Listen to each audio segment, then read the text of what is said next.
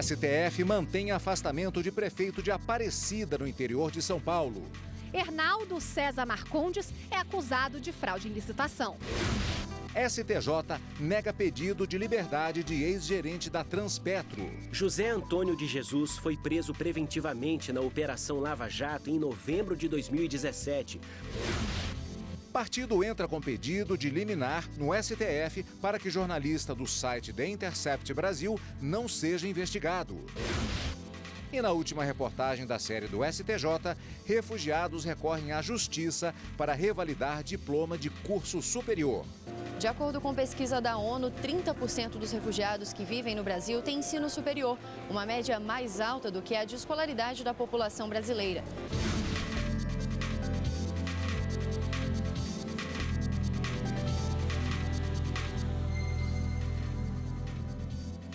Olá, boa tarde. O presidente do STF, ministro Dias Toffoli, manteve o afastamento do prefeito de Aparecida, Hernaldo César Marcondes, acusado de fraude em licitação.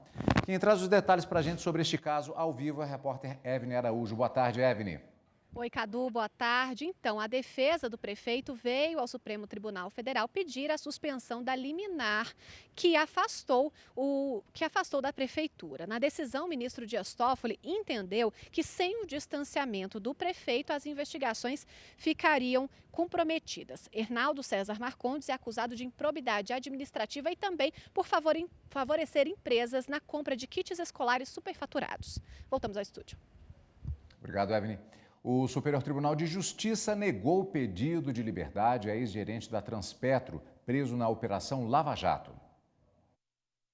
José Antônio de Jesus foi preso preventivamente na Operação Lava Jato em novembro de 2017, por decisão da 13ª Vara Federal em Curitiba. Posteriormente, foi condenado em primeira instância a 12 anos e 6 meses de reclusão por corrupção passiva e lavagem de dinheiro. Na sentença, o juiz fundamentou a necessidade da manutenção da prisão preventiva, especialmente na gravidade dos crimes e no fato de que os mais de 7 milhões de reais desviados ainda não haviam sido recuperados. O Tribunal Regional Federal da 4ª Região negou um pedido de habeas corpus, ratificando os fundamentos de primeira instância. A defesa, então, entrou com recurso em habeas corpus no STJ e pediu em liminar a revogação da prisão preventiva, ainda que mediante aplicação de medidas cautelares alternativas. A vice-presidente do Superior Tribunal de Justiça, ministra Maria Tereza de Assis Moura, no exercício da presidência, entendeu que não há flagrante ilegalidade que justifique a concessão da liminar neste momento. O mérito do recurso em habeas corpus será julgado pela 5ª turma, ainda sem data prevista. O relator, assim como nos demais recursos relativos à Lava Jato, será o ministro Félix Fischer. O ministro Dias Toffoli, do Supremo Tribunal Federal, enviou para a Procuradoria-Geral da República o pedido de habeas corpus do ex-jogador Ronaldinho Gaúcho e também do irmão dele, Roberto de Assis, para que o órgão se manifeste. Os dois querem reverter a decisão da Justiça do Rio Grande do Sul, que determinou a apreensão dos passaportes deles. O motivo é a falta de pagamento de uma dívida de mais de 8 milhões de reais em um processo por dano ambiental em Porto Alegre. Segundo o presidente do STF, o caso não se enquadra nos quesitos de urgência previstos no regimento interno do Supremo Tribunal Federal e será encaminhado para a ministra Rosa Weber, que deverá apreciar o pedido depois do recesso. E o partido Rede Sustentabilidade entrou com pedido de liminar no Supremo Tribunal Federal para suspender suposta investigação contra o jornalista Glenn Greenwald, do site The Intercept Brasil. Quem tem informações para a gente sobre este caso agora é o repórter Gabriel Seafri, com quem conversamos agora ao vivo. Boa tarde, Gabriel. Oi, Cadu, boa tarde para você, boa tarde a todos. A Rede Sustentabilidade quer que o Supremo Tribunal Federal suspenda qualquer inquérito ou ato administrativo contra o jornalista Glenn Greenwald, do Intercept Brasil. Na ação, o partido afirma que meios de comunicação teriam noticiado que a Polícia Federal teria solicitado ao COAF informações referentes à movimentação financeira do jornalista para investigar supostas práticas ilegais relacionadas aos vazamentos das supostas conversas entre o então juiz Sérgio Moro, hoje ministro da Justiça, e procuradores da Operação Lava Jato. A rede pede uma liminar para suspender esses atos e que, no mérito, seja declarada a inconstitucionalidade. Cadu, voltamos com você ao estúdio. Obrigado, Gabriel. Em Porto Alegre, no Rio Grande do Sul, a Corregedoria-Geral da Justiça organizou uma nova etapa de treinamento do Sistema Eletrônico de Execução Unificado. Desta vez, para os integrantes da Secretaria de Segurança Pública, SUSEP, estabelecimentos prisionais, Polícia Civil e Brigada Militar. Eles lotaram o salão do Sejude em Porto Alegre. Muitos passaram a noite viajando para conhecer a nova plataforma digital. Foi o caso do agente penitenciário que coordena a região central do estado, que fica em Santa Maria. Segundo ele, servidores de 10 regiões penitenciárias do estado e capital vieram para a capacitação. Hoje nós temos mais de 40 mil pessoas, cumprindo pena no estado do Rio Grande do Sul. Então a implantação desse sistema como um todo, em todos os locais, em todos os estabelecimentos, e a qualificação dos servidores ela é fundamental. Certamente vai otimizar, vai facilitar e vai agilizar o trâmite de toda essa documentação que a gente sabe que não é pouca coisa. Este policial militar atua na penitenciária estadual do Jacuí, onde frequentemente é necessário o envio de documentos referentes aos apenados para as varas de execuções penais de Novo Hamburgo e Porto Alegre, o que demandava o deslocamento de um funcionário para esses locais. Com o novo sistema, isso não será mais necessário. A implantação do sistema vai nos facilitar tanto o envio de documentos às varas de execuções penais, como também o serviço propriamente dito executado nas sessões, nas sessões que trabalham com a referente à documentação do PEC do apenado. São atestados de conduta carcerária, processos administrativos disciplinares, que vai agilizar esse sistema todo. O sistema eletrônico de execução unificado vai diminuir o tempo de tramitação dos processos nas varas de execuções penais e poderá ajudar também na gestão de vagas dentro dos presídios. Para que isso se torne uma realidade, é que as capacitações estão sendo realizadas pelo Tribunal de Justiça. Todo o processo, sendo eletrônico, ele anda mais rápido, O processo físico, ele demora muito para chegar, tu tem que gerar o documento, despachar, chegar até o estabelecimento prisional. Do estabelecimento prisional gera o documento, tem que voltar para o judiciário. Hoje não, esse sistema é informatizado, é tudo online, é tudo muito rápido. A gente tem que se acostumar com o jeito que chega a informação. A seguir, cresce o número de casos de picadas de escorpiões na capital do país. Foi uma dor na região muito forte, foi sentindo o veneno passando dentro da pele, se espalhando mesmo.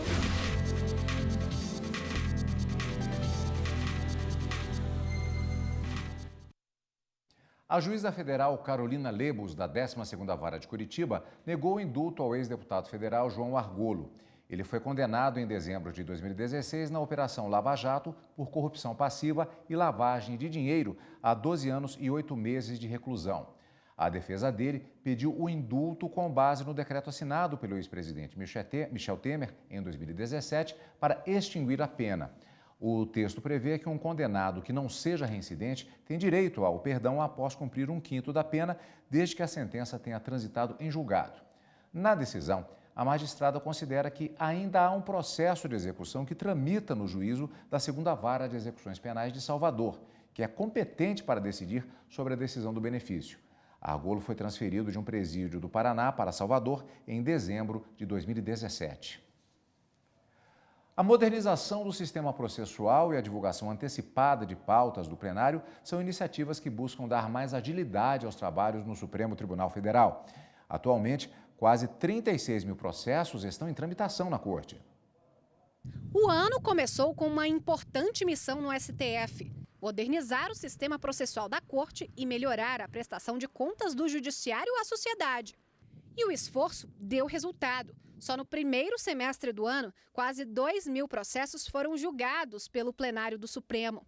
Quando o assunto é contato com a sociedade, os números também são positivos. Em 6 meses, a Central do Cidadão atendeu mais de 30 mil pessoas.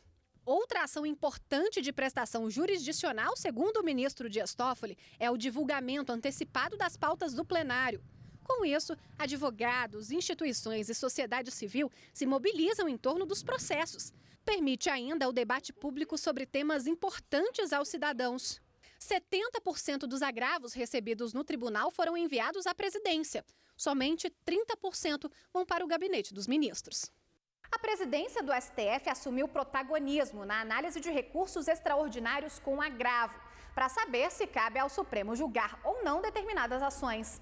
Agora, os ministros têm mais tempo de tomar decisões em outros processos e agilizar julgamentos. O atual acervo da Corte é um dos menores desde a Constituição de 1988.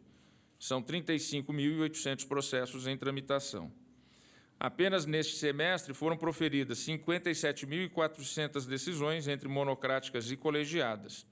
Foram 7.900 decisões colegiadas proferidas pelas turmas e pelo plenário, perfazendo uma média de mais de 1.300 processos por mês, números que demonstram o empenho da Corte no sentido da colegialidade, fundamental à segurança jurídica. A Justiça do Trabalho aumentou para R$ 600 mil a condenação da Eternit por danos morais e materiais em razão da morte de ex-empregado, 3 décadas após o fim do contrato de trabalho. Vamos entender melhor esse assunto com o repórter Pablo Lemos, com quem nós conversamos agora ao vivo. Boa tarde, Paulo. Pablo. Oi, Cadu, boa tarde a você, boa tarde a todos. O ex-empregado trabalhou por quase um ano na empresa exposto a substâncias químicas cancerígenas na década de 70. Em 2012, morreu de câncer causado pela exposição ao amianto, de acordo com o laudo pericial. O TRT da 2ª Região em São Paulo fixou uma indenização por danos morais em R$ 400 mil, mas as partes recorreram ao TST. A relatora do caso, ministra Maria Helena Malman, entendeu ser insuficiente o valor da indenização e aumentou para R$ 600 mil. Para os ministros na 2ª turma, esse valor fixado foi uma forma de inibir situações semelhantes que possam acontecer novamente. Voltamos com você, Cadu. Pablo Lemos, ao vivo do Tribunal Superior do Trabalho, com informações aqui no Jornal da Justiça, primeira edição. Cresce o número de ataques de escorpiões no Distrito Federal. Só no primeiro semestre, uma criança morreu e já são mais de 600 vítimas das picadas do animal. O susto veio durante a noite. Jaqueline estava dormindo quando sentiu uma forte dor na perna. Ela tinha acabado de ser picada por um escorpião amarelo, igual a este, considerado o mais perigoso. Rapidamente, a empresária começou a ter os sintomas do veneno. Foi uma dor na região muito forte, foi sentindo o veneno passando dentro da pele, se espalhando mesmo, e começa a ter espasmo na perna, começa a tremer a perna, e dor de cabeça e calafrio. Pessoas picadas por escorpiões se tornaram frequentes por todo o Brasil. No DF, por exemplo, o número de casos cresceu quase 26% no primeiro semestre deste ano, se comparado ao mesmo período do ano passado. Saltou de 495 para 618 vítimas. Em um desses casos, aqui em Brasília, um garoto de 4 anos morreu. A suspeita é de que o veneno do escorpião tenha atacado os pulmões e o coração da criança. Manter o ambiente limpo e fazer dedetização são formas de evitar a presença do animal. E se for picada, é importante que a pessoa mantenha calma, lave o local e vá imediatamente ao hospital. É o que recomenda este biólogo da Vigilância Ambiental do Distrito Federal, um dos órgãos responsáveis por auxiliar a população a combater os escorpiões. Lava o local da picada e deve se dirigir imediatamente, sem fazer muito movimento, na medida do possível, se dirigir imediatamente para uma unidade de saúde, preferencialmente pública, para um médico poder avaliar a necessidade de se utilizar o soro anti-escorpiônico.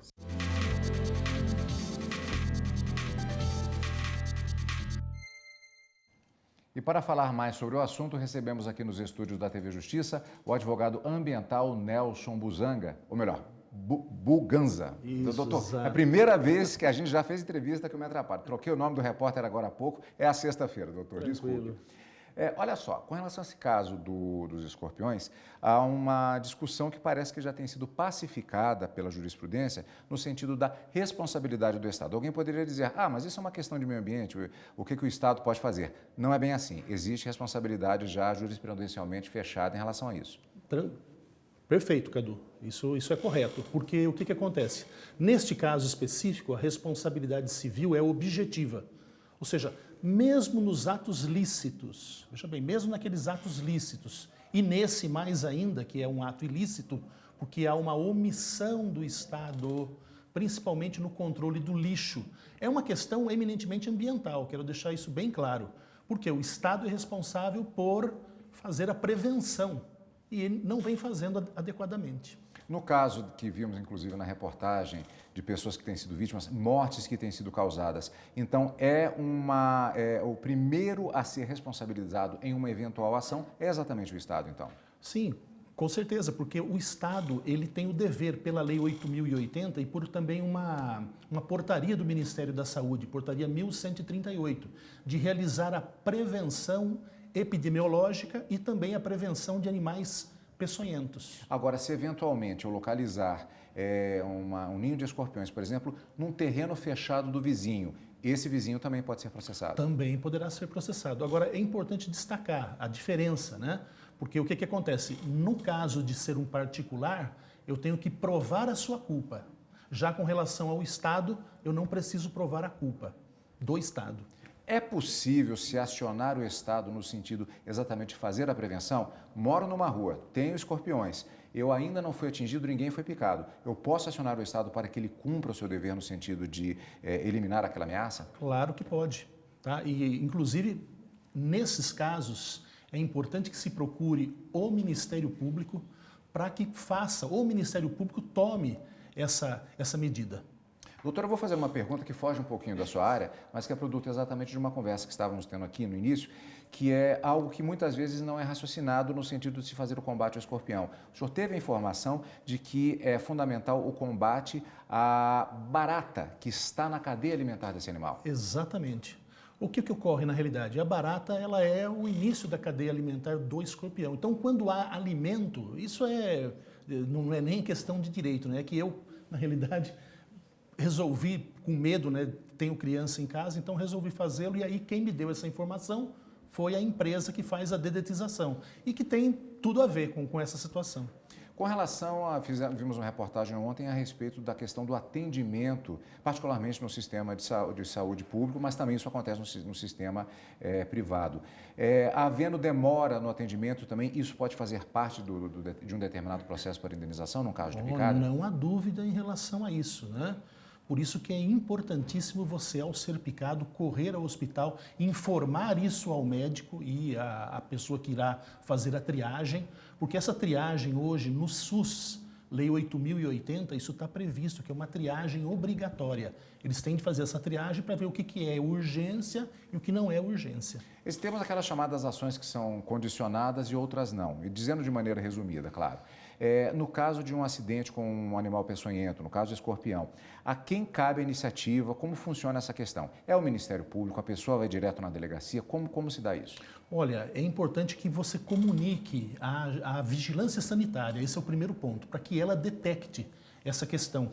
Porque a vigilância sanitária ela é responsável, isso pela norma, tá? Por essa portaria que eu acabei de citar, portaria 1138, pela prevenção e o acompanhamento dessas situações. Agora, importante evitar que aconteça, ficar de olho e acionar o poder público, se for o caso. Exatamente, isso também, obrigatoriamente. E a vigilância sanitária, ela faz parte do poder público. Doutor, muito obrigado pelas informações mais uma vez. Obrigado, eu que agradeço. Obrigado. E no próximo bloco, em busca de trabalho, refugiados recorrem à justiça para validar diploma de curso superior. Até hoje não consegui trabalhar na minha área de medicina.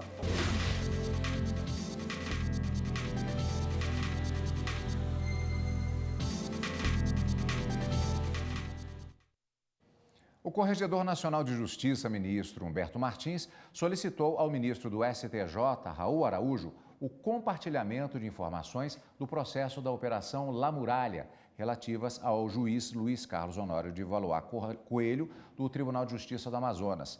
No ofício, o corregedor cita uma notícia de um site que revela o suposto envolvimento do magistrado com presos integrantes da facção Família do Norte. Humberto Martins solicitou ainda ao Corregedor-Geral de Justiça do Tribunal de Justiça do Amazonas, desembargador Lafayette Carneiro Vieira Júnior, a adoção de medidas cabíveis quanto aos fatos noticiados sobre o suposto pronunciamento do magistrado a respeito do ex-presidente Luiz Inácio Lula da Silva. O Tribunal Estadual tem 60 dias para comunicar as providências adotadas.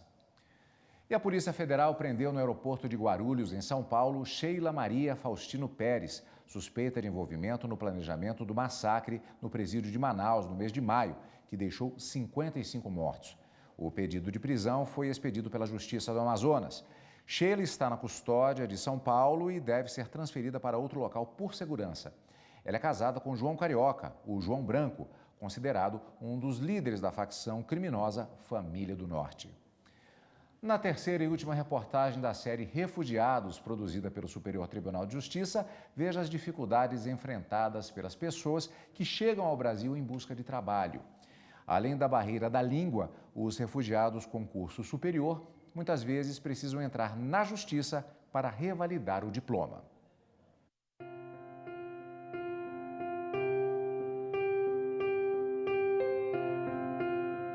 É difícil porque a gente fala, você entende nada.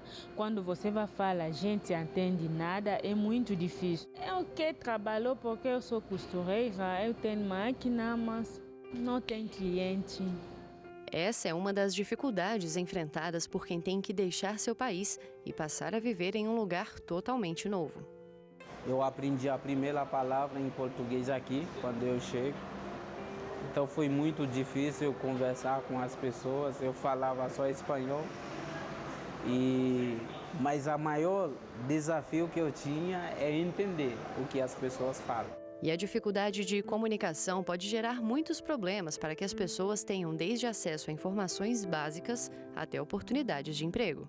Na minha mente, sei que não ia ser fácil de trabalhar na minha área como médico. Mas tem que aprender a língua também, tem que conviver com as pessoas, sabe como é o modo de vida das pessoas também. E até hoje não consegui trabalhar na minha área de medicina. Atualmente estou trabalhando aqui em Brasília como recepcionista numa clínica de reabilitação. A língua é um elemento fundamental para essa pessoa se inserir na sociedade.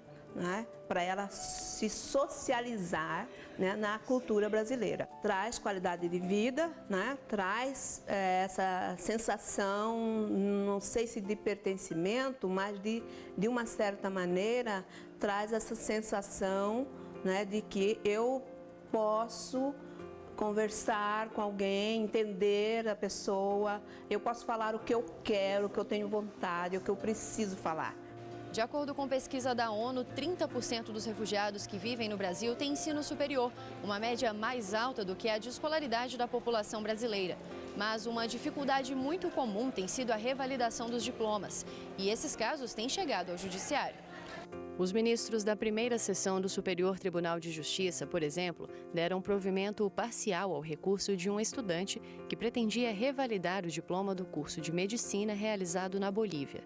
Era discutida a possibilidade da universidade fixar regras específicas para o recebimento e processamento dos pedidos de revalidação. O ministro relator Mauro Campbell Marques citou resoluções da universidade em questão e a Lei de Diretrizes e Bases da Educação Brasileira, considerando que o estudante, ao escolher aquela universidade, aceitou as condições impostas por ela. Esse processo de garantia de um sistema de proteção internacional, possibilidade dessas pessoas se integrarem no país, o que significa acesso aos direitos econômicos, sociais e culturais, então a possibilidade de trabalhar de forma regular, desde que a pessoa é solicitante de refúgio no país, a inserção dentro das políticas públicas são passos fundamentais. Um país não consegue ser um país grande só com os nativos, certo? Porque o estrangeiro, quando ele deixou o país dele, ele tem determinação, foco, objetivo, ele vai atrás e realmente o primordial é o trabalho. Então o estrangeiro ele vem com tudo que ele tem, que é a força para trabalhar, determinação, e vai ajudando o país a crescer.